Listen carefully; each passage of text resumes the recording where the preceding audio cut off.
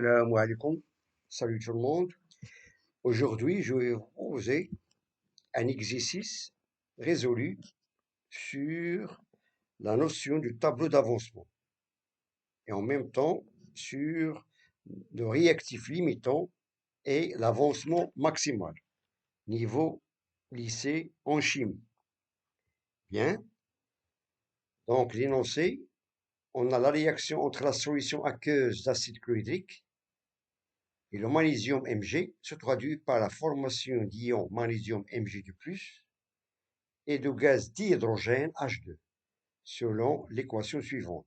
On a ici Mg solide, avec des ions hydronium H3O plus aqueux, nous donne la formation des ions magnésium Mg2+ aqueux, dégagement du dihydrogène et la formation d'eau. Pour étudier cette réaction, on utilise un ruban de magnésium de longueur 3 cm et un volume Va, c'est-à-dire d'acide, de 30 ml d'une solution aqueuse d'acide chlorhydrique. On a symbolisé ici la lettre A, c'est-à-dire le volume de l'acide, de 30 ml. De concentration molaire de même Ca, c'est-à-dire de l'acide, de 0,33 mol par litre. Et on suit l'évolution de cette réaction en utilisant des méthodes physiques. Question 1. Calculer la quantité de matière initiale de chaque réactif. 2. Donner le tableau d'avancement. Et la dernière question, question 3. Déterminer le réactif limitant et déduire la valeur de l'avancement maximal. Les données, on a la masse linéique mu de 10 mg par centimètre, la masse molaire de magnésium M est de 24,3 g par mol et le volume molaire Vm est de 24 litres par mol. Bien. Commençons par la première question. Calculer la quantité de matière initiale de chaque réactif. Donc, on a l'équation de la réaction. Voilà. On a le Mg, c'est-à-dire le magnésium à l'état solide, avec une solution d'acide chlorhydrique, c'est-à-dire donc l'ion qui est très intéressant, bien principal dans cette solution, c'est l'ion hydronium. On peut le nommer soit l'ion hydronium ou bien l'ion oxonium. Donc, ces deux sont les réactifs de cette réaction. Et les produits formés, ce sont les ions Mg2+, et le dégagement d'hydrogène et l'eau. Donc, pour calculer la quantité de matière de chaque réactif, voilà, en commençant par le premier réactif, c'est le Mg. Donc, on a ici, on symbolise la quantité de matière par la lettre N de Mg. Donc, on fait appel à la relation N est égal à petit m sur grand M, étant donné que Mg, dans ce cas, c'est un solide. Voilà. Sachant que la masse, pardon, que la masse est exprimée par la relation M est égal à mu fois L, ou bien on a la masse linéique qui est égale à M sur L, et on a étudié au collège que la masse volumique, on la symbolise avec la lettre ρ, c'est des volumiques, c'est des M sur V. Maintenant, c'est la masse linéique. M est égal à mu fois L. Et on place cette expression dans la formule et on aura N est égal à mu fois L sur grand M. On passe à l'application numérique, mais il faut faire attention. On a ici la masse linéique qui est exprimée en milligrammes par centimètre. Donc, on doit la convertir en grammes, c'est-à-dire on a 10, voilà, d'après l'énoncé. On a la masse linéique de 10 mg par centimètre, donc on doit multiplier par 10 plus ou moins 3 pour rendre milligrammes en grammes. Et la longueur de ce ruban est de 3 cm, donc on doit multiplier par 10 plus ou moins 2 pour le convertir en mètres. Et on a ici la masse volumique, pardon, on a la masse molaire de ce magnésium est de 24,3 grammes par mol.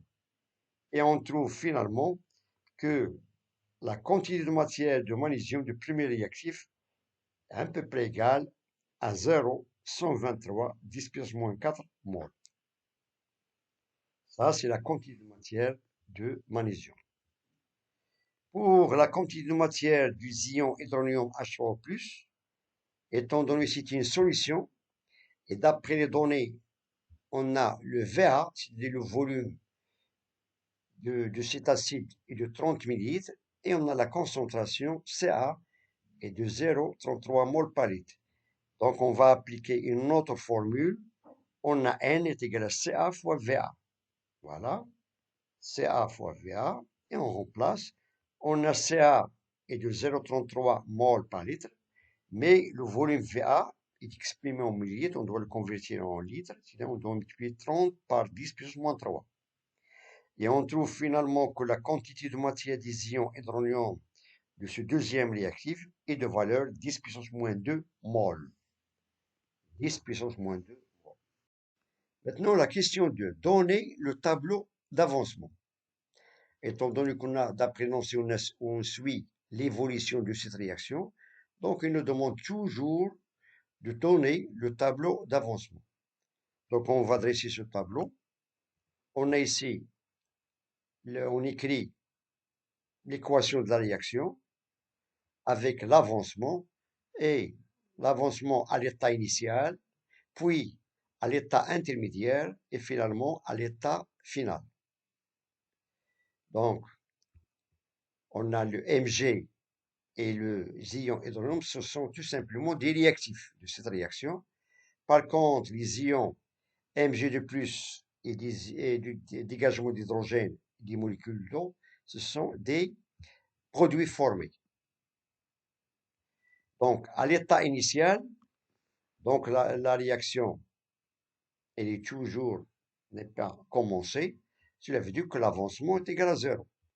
Par contre, on a la présence de la quantité de matière qu'on a calculée précédemment d'après la première question.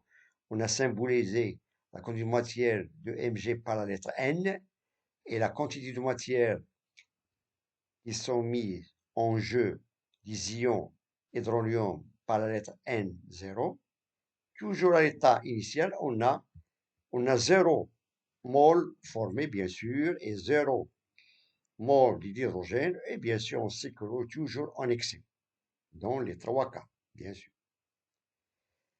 Étant donné que cet avancement, il dépend du temps, on peut prendre un temps intermédiaire et on aura une formation d'une quantité de matière X, c'est-à-dire l'avancement X. Cela veut dire qu'on doit soustraire de la quantité de matière de magnésium, mais il faut faire attention aux coefficients psychométriques. On a le coefficient ici, c'est 1, donc on a qui reste du magnésium, c'est N moins X.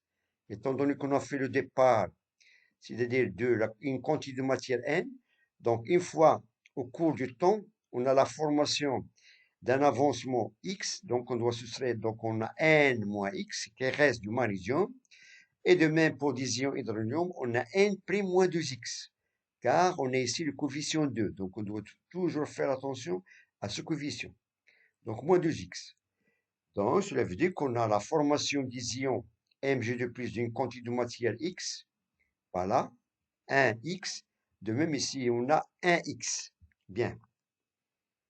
Et finalement, lorsque la réaction est terminée, on aura un état final et on peut symboliser la quantité de matière ou bien l'avancement par l'avancement maximal xm.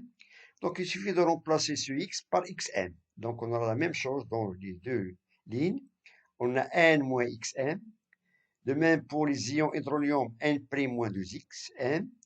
Pour les ions magnésium Mg de plus Xm ou pour le gaz d'hydrogène Xm. Voilà. Ça, c'est le dressement. On a dressé le tableau d'avancement de cette réaction chimique. Bien. Passons maintenant à la dernière question. Question 3. Déterminer le réactif limitant et déduire la valeur de l'avancement maximal. Ça veut dire le réactif limitant, c'est-à-dire le réactif qui a réagi totalement. C'est-à-dire qu'il ne reste plus dans les réactifs. Soit le magnésium qui est l'état solide, ou bien les ions hydronium. Donc, afin de déterminer le réactif limitant, on effectue une comparaison des quantités de matière de chaque réactif. On va comparer, c'est-à-dire cette quantité de matière restante du 2 réactif. Cela veut dire qu'on va supposer que cette quantité de matière restante est égale à 0. De même pour les ions d'hydrogène, et on va commencer par le magnésium. Pour le cas du magnésium, supposons qu'on a n moins xm est égal à 0. Cela veut dire que n, dans ce cas, est égal à xm. Et on trouve que xm, qui est égal à n qu'on a déjà calculé d'après la première question, on va trouver que xm est égal à 0,123 fois 10 puissance moins 4 mol. Voilà. Pour le cas des ions hydrogène, on a n' moins 2xm, voilà, qui est égal à 0. On va supposer que ce réactif qui a été que le réactif limitant. Et on trouve que, on a trouvé tout à l'heure n', cela veut dire que xm est égal à n' sur 2. Et on trouve finalement, voilà, que xm, que n' est égal à 10 plus moins 2 d'après la première question, divisé par 2, c'est-à-dire que cet avancement maximal est de valeur 0,5 fois 10 puissance moins 2 mol. Et on peut constater d'après ces deux xm qu'on a le réactif limitant, c'est lui qui a la valeur la plus petite. Voilà, on a ici xm de 0,123 10 puissance moins 4 mol. Par contre, xm du ion hydronium H3O+, est de valeur 0,5 10 puissance moins 3. Cela veut dire que on constate que cette valeur est inférieure, est plus petite que la valeur de 0,5 10 puissance moins 2. Donc, le réactif limitant, c'est tout simplement, c'est le magnésium. Et l'avancement maximal est égal à 0,123 10 puissance moins 4 mol. Bien. Donc, je vous remercie de votre attention. Bon courage et à très bientôt.